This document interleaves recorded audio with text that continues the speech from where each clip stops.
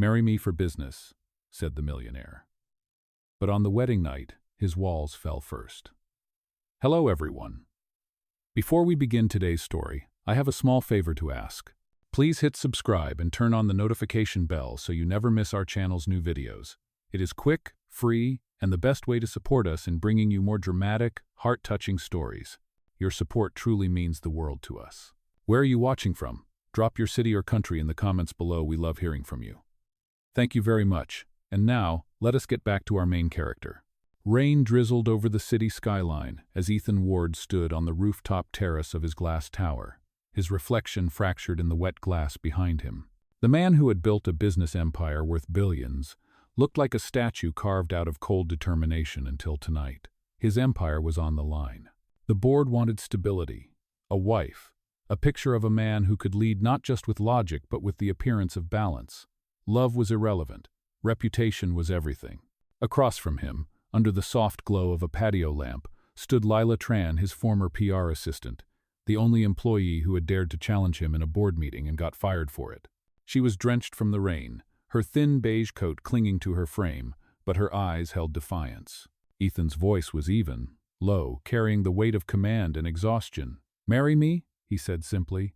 "Think of it as a business arrangement." Lila blinked, almost laughing. "Excuse me? You need financial stability," Ethan continued, sliding a folder across the wet table. "And I need someone the board can trust. The contract lasts 6 months. No real marriage, no obligations, just signatures, appearances, and a paycheck large enough to change your life." Her hand hovered over the folder, droplets splashing the edges. "So, I play your wife. You keep your title. Is that it?" He met her eyes, unmoving. "That is it." Lila scoffed softly, but something about his steady gaze stopped her from walking away. Maybe it was the hint of vulnerability hidden behind that perfect composure. Maybe it was the thought of her mother waiting for surgery, the unpaid bills stacked like ghosts in her small apartment. "You really think I would sell myself for a contract?" she asked. "Not sell," Ethan said. "Partner." A car horn echoed far below, followed by the rumble of thunder. For a long moment, neither of them moved. Then she reached for the pen. "Fine," she said, her voice trembling but firm.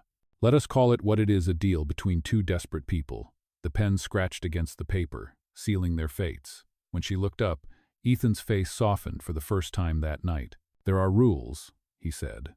"3 of them. No affection, no personal questions, and never step into my study." "Understood," she replied, even as a flicker of curiosity crossed her mind. He offered his hand. "Welcome to the arrangement." She shook it, her palm cold against his warmth, a strange electricity humming beneath the formality. Lightning flashed, catching their silhouettes, 2 strangers standing under a broken sky, bound by ink, pride, and necessity. In that instant, neither knew that what began as a calculated contract would soon rewrite everything they believed about love, trust, and power. The next morning, the city was wrapped in a pale gray fog that blurred the skyline outside Ethan Ward's office. Behind the glass walls of his 29th floor, everything looked distant, like pieces of a life that no longer belonged to him. He stood near his desk, reviewing the news headlines flashing across the tablet screen. Ward Industries under pressure. Board questions CEO's image. Each headline was a reminder of the clock ticking over his head. Reputation was currency, and he was running out of it. He loosened his tie slightly, the tension in his shoulders refusing to fade. Across town, Lila Tran woke to the metallic hum of the subway outside her apartment window. The one-room flat smelled faintly of rain and instant coffee. Bills were scattered on the kitchen counter, an unpaid hospital invoice resting on top. She stared at it for a long time, tracing the red overdue mark with her finger. Her mother's surgery was scheduled for next week. Without payment, there would be no surgery. The deal she had made last night replayed in her head like a song she did not want to hear. Marry him.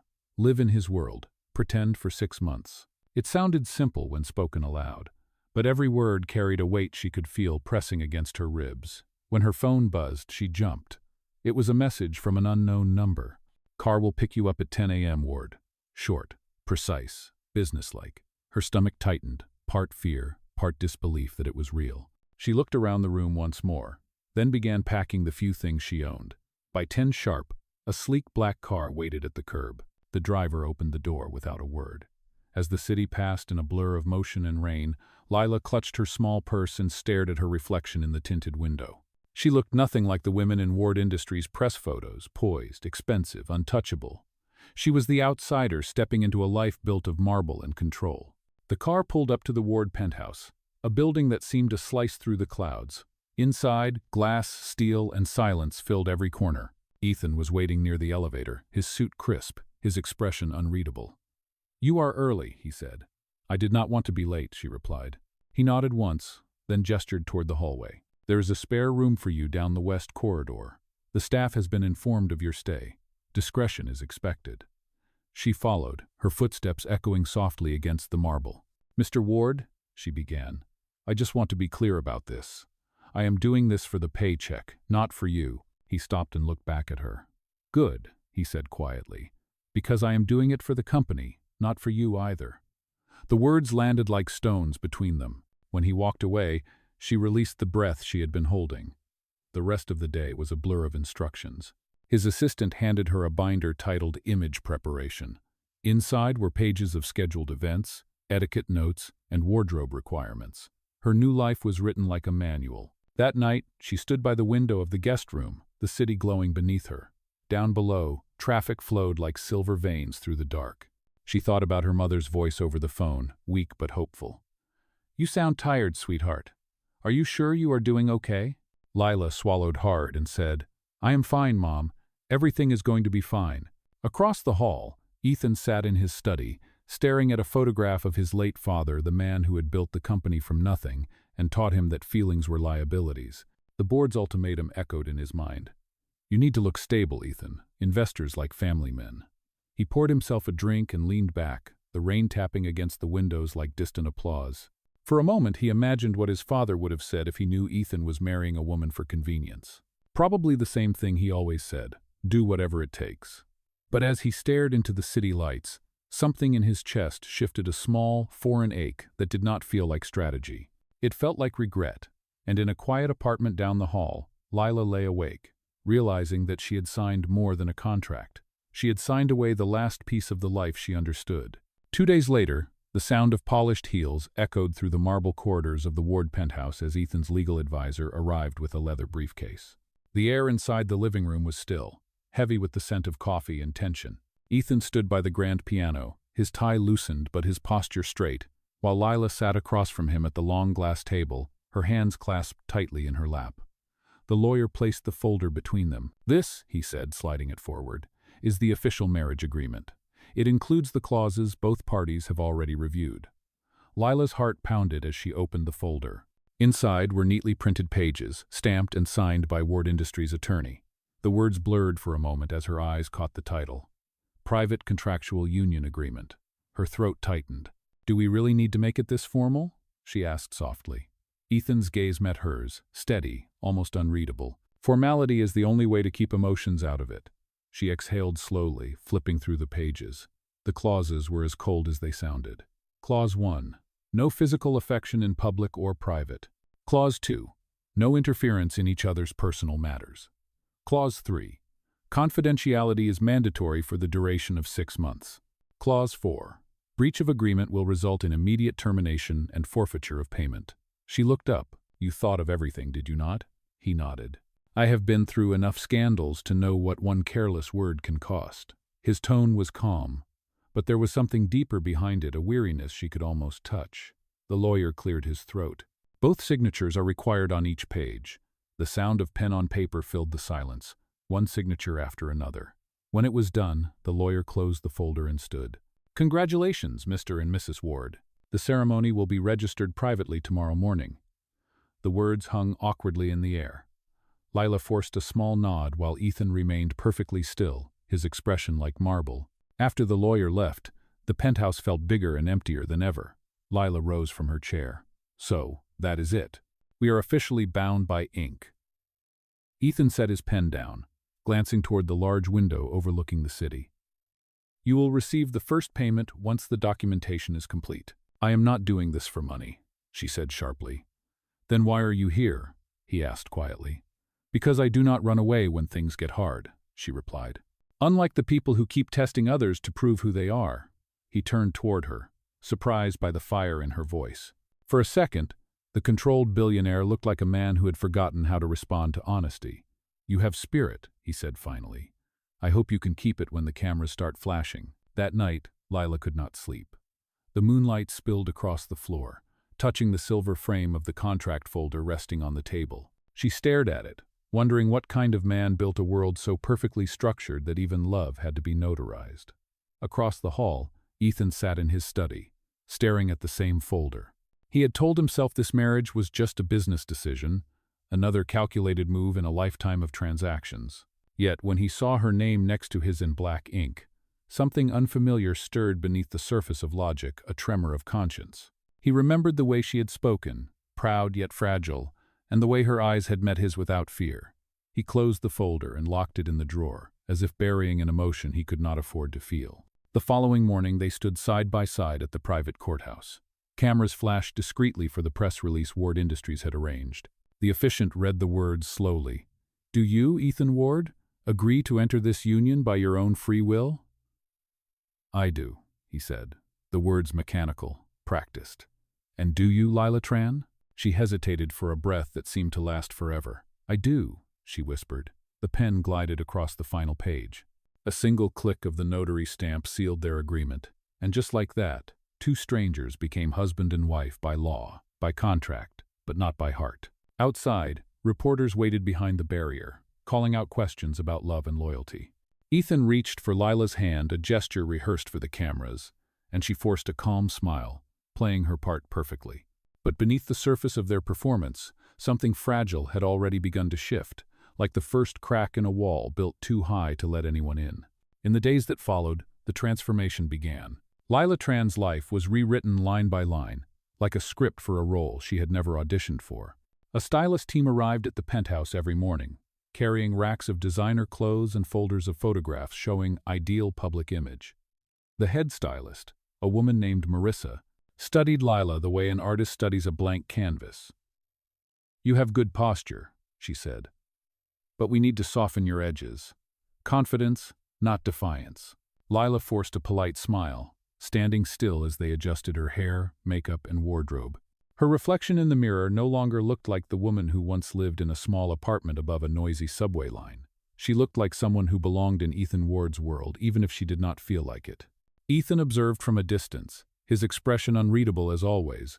He spoke only when necessary, offering short instructions or quiet corrections. "Do not look down when you walk into a room," he told her during their first etiquette session.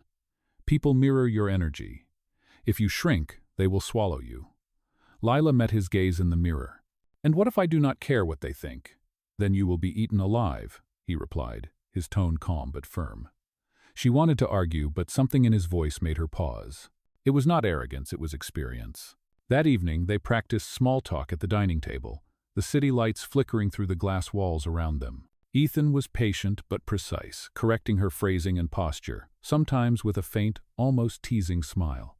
"You are overthinking again," he said when she stumbled on a sentence. "Maybe because this entire thing is absurd," she replied, exasperated. "A marriage built on rules, media appearances, and fake smiles. How long do you think we can keep this up?" He set his fork down, his expression softening.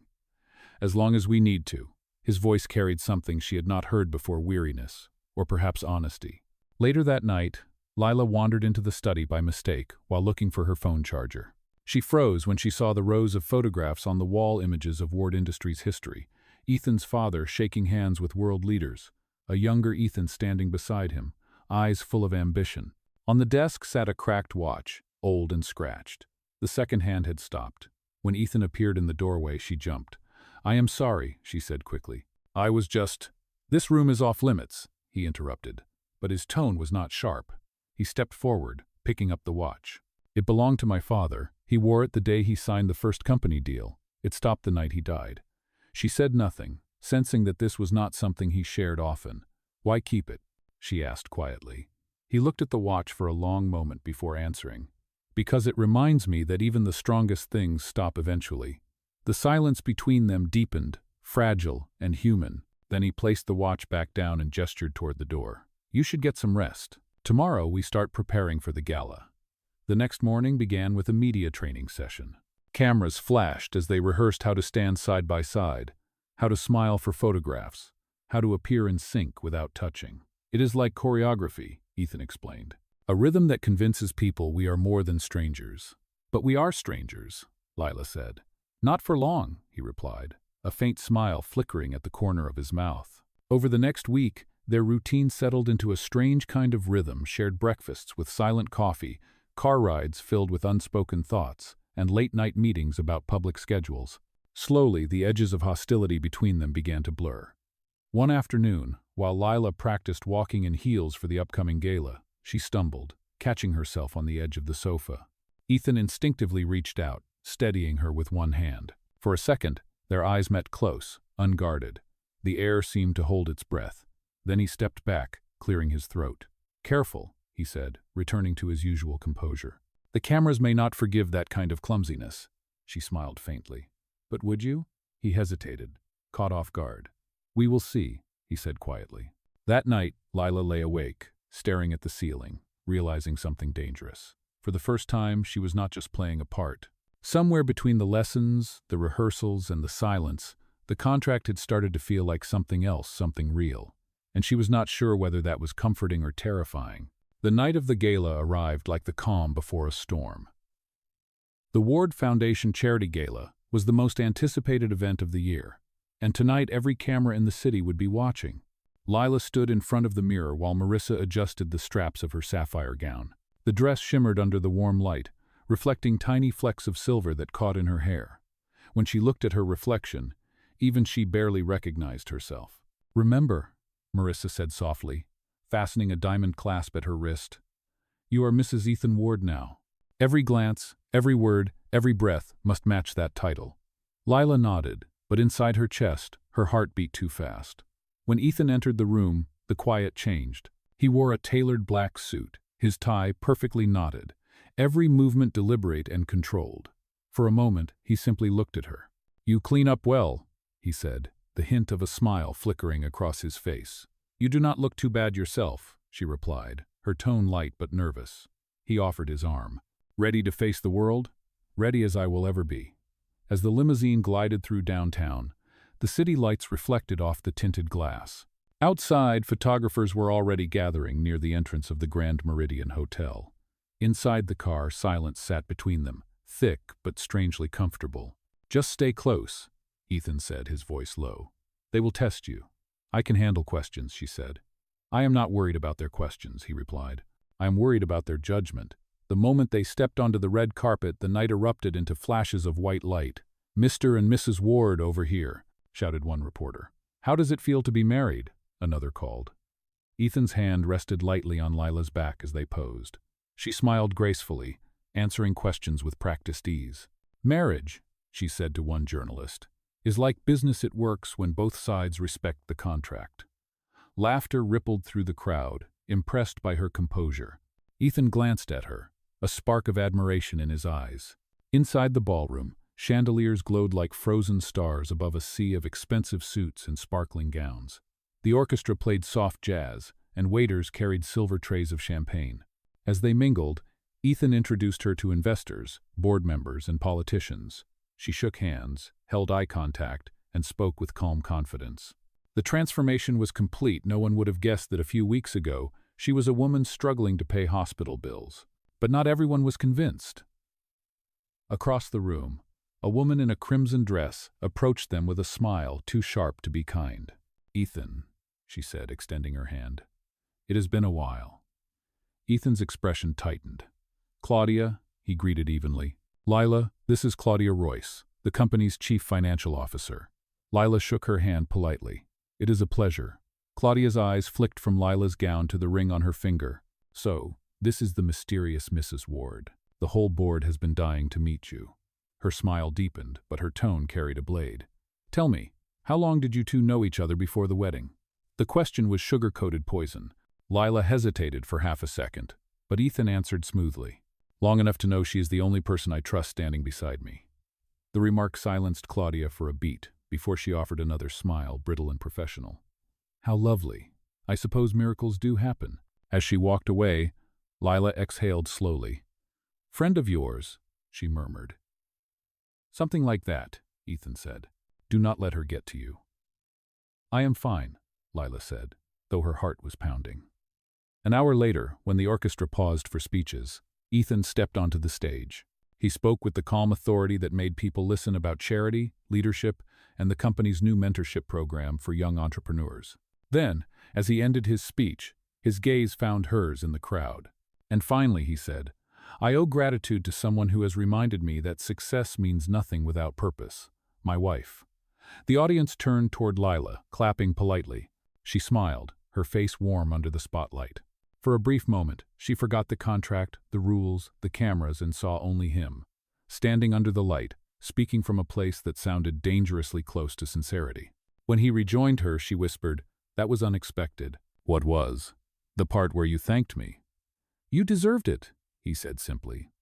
The orchestra resumed, and as they moved through the crowd, the line between performance and reality began to blur.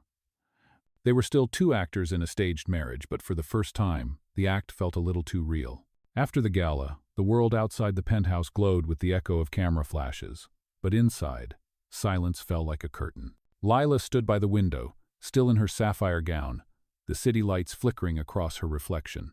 The sound of her heels clicking against the marble floor was the only noise in the room until Ethan entered, loosening his tie.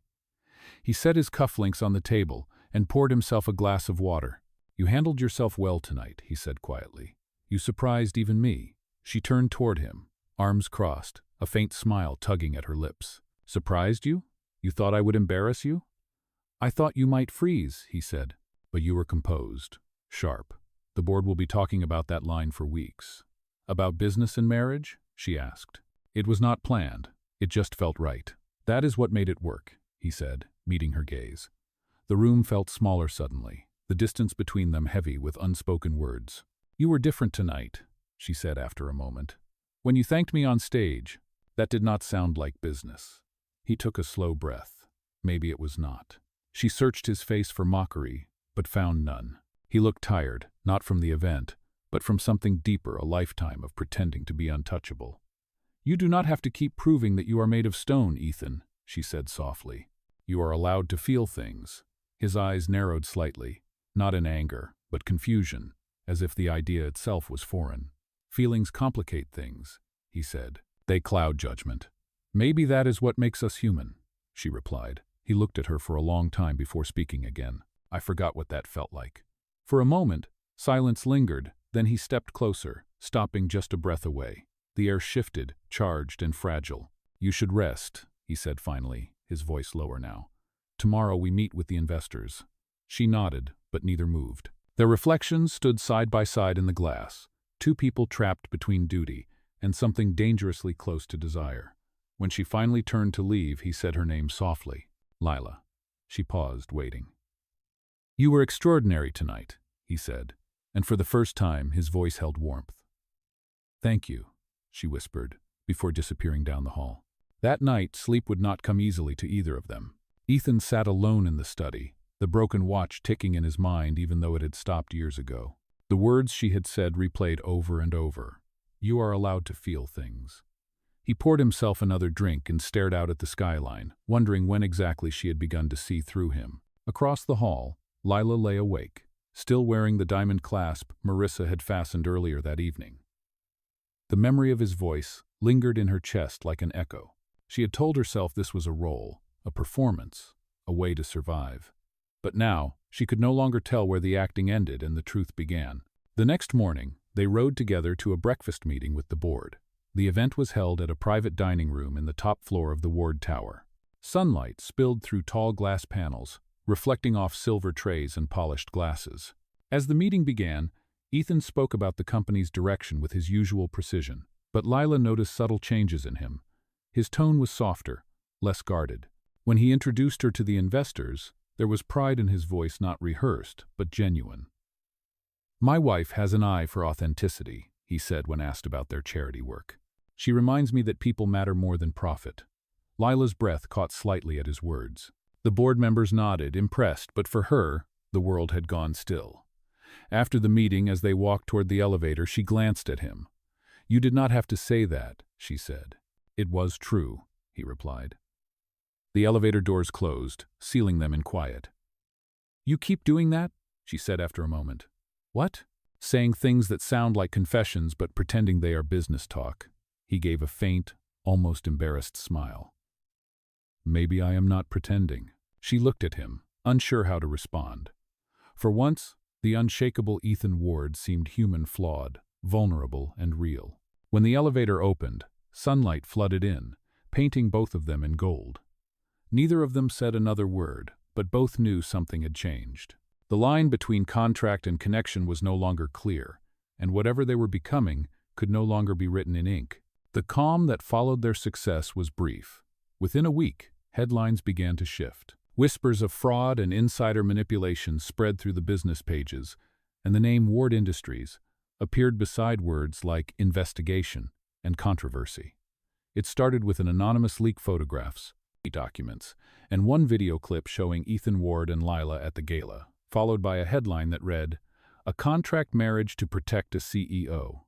Lila stood frozen in front of the television, her heart sinking as the anchors dissected every detail of her life. Anonymous sources claim the marriage between Ethan Ward and Lila Tran was arranged to save his position as CEO, the voice said. Evidence suggests payment was involved. Her phone buzzed non-stop, filled with messages from unknown numbers, strangers accusing her of being a gold digger, a liar, a con artist. By the time Ethan arrived home, the press was already outside the building. Lila faced him in the living room, anger and fear clashing behind her eyes. "Tell me you did not do this," she said, her voice trembling. "Tell me you did not leak it." Ethan's jaw tightened. "I would never." "Then who?" she demanded. "Who had access to that contract, Ethan?" He hesitated, and that silence was answer enough. "Claudia," she whispered. "She did this, did she not?" He looked away. "I cannot prove it yet." "You told me this would stay private," she said, her voice breaking. "You promised me, Ethan." "I will fix it," he said firmly. "I will handle the board, the media." "You cannot fix what people already believe," she interrupted. "They think I married you for money. They think I am nothing." She turned toward the window, tears blurring the lights outside. "I thought I could live with the rules, with the contract, but this is too much." Ethan stepped closer, reaching for her arm, but she pulled away. "Lila," he said quietly, "I will protect you. I promise." "You keep saying that," she whispered. "But every time I trust you, I lose another piece of myself." She walked past him, her heels echoing like broken glass across the marble floor. That night, Ethan met with his legal team, demanding to know how the information had leaked. "Someone from inside your inner circle," his lawyer said grimly. "The contract was accessed through encrypted files. Only 2 people had clearance." Ethan did not need to ask who the other person was. Claudia Royce had waited for this moment. When he confronted her the next morning in the executive boardroom, her smile was almost triumphant. "You played your game, Ethan," she said. "Now I am playing mine." "You crossed a line," he said coldly. "So did you, when you replaced me as your right hand with a woman you barely know." "You did this to destroy her," he said. "No, I did this to destroy you," Claudia replied, "and it worked." That afternoon the board announced an emergency meeting. As reporters camped outside, Lila packed her things in silence. When Ethan returned to the penthouse, he found the closet empty, the rooms echoing. On the dining table lay a single envelope addressed to him. Inside was the sapphire bracelet she had worn at the gala, and a short note written in her careful handwriting. "You said this was just a contract. I am holding you to that." "Goodbye, Ethan." He stood there for a long time, the city roaring beneath him, the empire he had built cracking from the inside. For the first time in his life, Ethan Ward, the man who believed he could control everything, realized he had just lost the one thing he could not buy back, her trust. Ethan Ward spent the next week in silence as his world unraveled piece by piece. The board had stripped him of his voting rights, temporarily pending investigation. Investors were withdrawing, and Ward Industries stood on the brink of collapse. He barely slept, barely ate, and barely spoke, his days consumed by lawyers, meetings, and damage control. But no matter how many fires he tried to put out, one name burned through every thought he had: Lila. Her absence filled every room.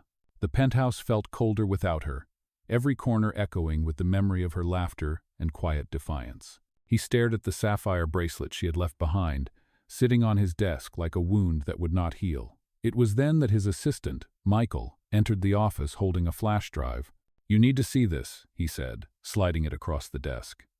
Ethan plugged it in, and the security footage from the boardroom filled the screen. Claudia was there, speaking in hushed tones with a reporter from the business network. "Yes," she said clearly on the recording.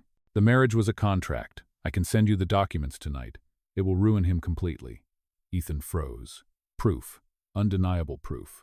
He leaned back, closing his eyes as the weight of everything he had lost settled on him. Without hesitation, he picked up his phone. "Call a press conference," he said. The next evening, the ballroom of the Grand Meridian, the same place where they had stood as a perfect couple weeks ago, was packed with reporters. Flashbulbs popped as Ethan stepped to the podium, no longer the polished CEO but a man stripped bare of pride. "I am here tonight to tell you the truth," he began, his voice steady but raw.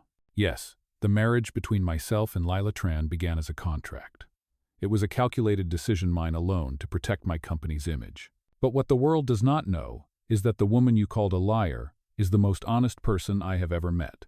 She stood by me when she had every reason to walk away. And when this company was falling apart, she was the one who kept it standing." The room went silent. Cameras clicked, but no one interrupted.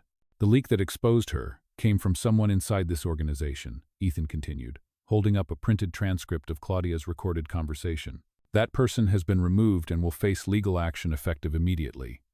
A murmur spread through the crowd as he took a breath. "Lila Tran is not a fraud. I am. Because I made her believe she was nothing more than a business deal, when in truth, she was the best decision I ever made." He stepped away from the microphone as reporters shouted his name, but he ignored them all.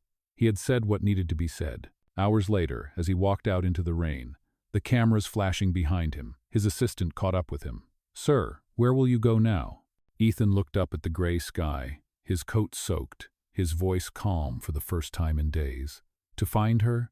The next morning, he drove across the city to a quiet neighborhood lined with old brick buildings.